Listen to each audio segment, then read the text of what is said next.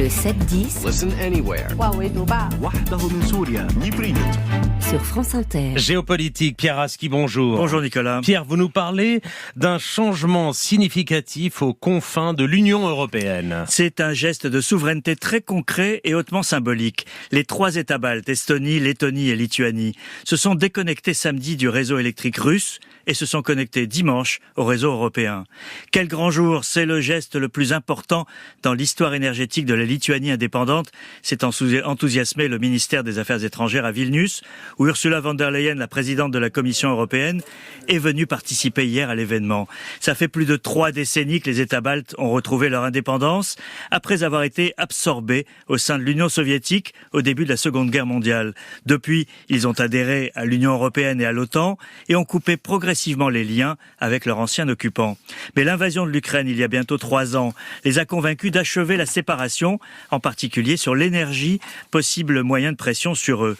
Samedi, les câbles à haute tension provenant du Bélarus et de Russie ont été coupés, marquant la fin d'une ère de dépendance. Y avait-il des menaces, Pierre ? Alors l'énergie est un terrain d'affrontement évident, Nicolas. L'arrêt de la connexion avec la Russie intervient à un moment où la région baltique est sur le qui-vive après plusieurs sabotages de câbles sous-marins, de télécom ou d'électricité.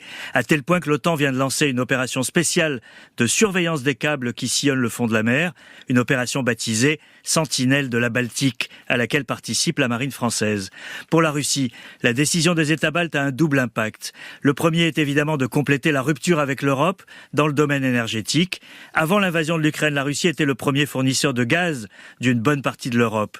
Un dernier acte s'est produit le mois dernier, avec la fin du transit du gaz russe par le réseau ukrainien, privant Moscou de 6 milliards d'euros de recettes annuelles. Ça a pris du temps, mais cette rupture est consommée. La deuxième conséquence est aussi très concrète. Elle concerne l'enclave russe de Kaliningrad. De quoi s'agit-il ? Alors Kaliningrad, c'est l'ancienne Königsberg allemande, un territoire russe coincé entre la mer Baltique, la Pologne et la Lituanie. Peuplé d'environ 1 million de Russes, Kaliningrad était jusqu'ici approvisionné en électricité par les câbles haute tension que la Lituanie a coupés samedi.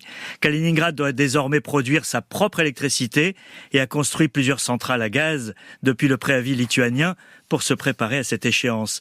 Mais l'enclave russe se retrouve un peu plus isolée de la Russie, distante de 70 km, potentiel enjeu de nouvelles tensions dans cette région de tous les dangers. En se raccordant au réseau européen, les 3 États baltes complètent leur virage historique, entamé dès qu'ils ont pu tourner le dos à l'URSS puis à la Russie. L'Ukraine et la petite Moldavie ont elles aussi réorienté les liens énergétiques en direction de l'UE face à un ex-grand frère russe redevenu menaçant.